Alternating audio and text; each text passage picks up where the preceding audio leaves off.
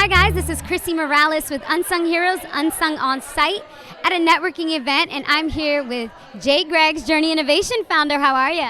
Hi, Chrissy. My name is Jennifer Gregg, Coach Jennifer Gregg, and I'm the owner-founder of Gregg's Journey Innovations. Nice. Now tell us more about your organization and what you do. So I am a certified life coach, and my passion is to help people live their best life possible. Tell us how you founded this. So this kind of sounds cliche, but I've been the friend that everyone always comes to for advice all my life. So people are like, how long have you been doing this? And I'm like, all my life. So working various jobs and working in corporate America, meeting with different mentors and doing my own work, I just kind of innately moved into this path. Okay, so basically you started off like giving people advice, like coached life lessons, and then it became to this beautiful organization that you're doing. Tell us more about the different events that you've attended and how you've impacted people. Okay, so I do a lot of collab events. Actually, tomorrow I have another event where we're doing a toxic relationship panel discussion, and not just with romantic relationships. You know, there's relationships with your parents, your siblings, with friends, and we're just going to have an open conversation, an open dialogue. I wanted to create a safe place for people to just kind of heal, grow, maybe not be able to talk about things that they normally would talk about, and listen to other people's stories and how they navigated their situations. Now, what are some life coaching experiences that you've had to overcome, like events where it's kind of been difficult for you, if it maybe have been personal? Last year, I spoke at a women's empowerment event, and a young lady spoke about just depression, anxiety, and overcoming her divorce and like financial issues. And before I knew it, like the whole room was in tears, including me. And I was going after her to speak. So I had to like quickly, because, you know, I'm human first, right? You know, before any of my titles, before anything. So I had to, you know, get myself together before I went up to speak, because it can kind of throw you off in whatever I was going to getting ready to speak about, etc.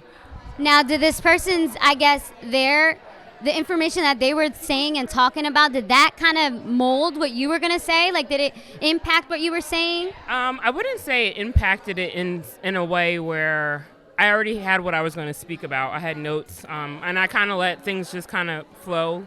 But it impacted me in a way that, you know, I've suffered from depression. I've suffered from anxiety. So it kind of hit some strings, you know, and I can relate to where she's been, you know, so. Now tell us more about that. How did you overcome the depression? I did my work.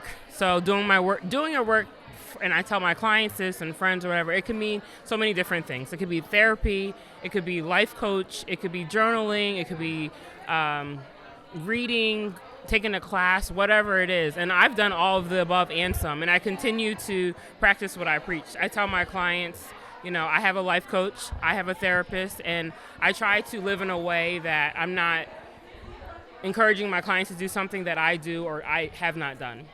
Now tell us more about the life coach, because I hear the term life coach, and like many people, they hear life coach, they're thinking somebody who can like guide them through life, or can you do this for me?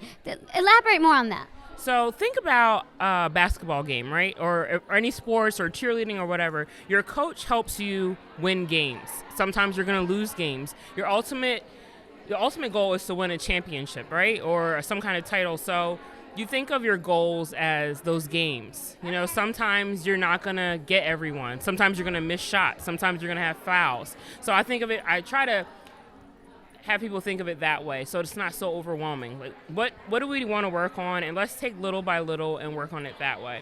I also say that life coaching is not therapy, or it's not, you know, I don't prescribe medicine or whatever. You can see both at the same time in conjunction, but life coaching is here and now and future, whereas therapy is like past issues. And although there's some overlap there, but in general, you want to think about here and now and present for life coaching.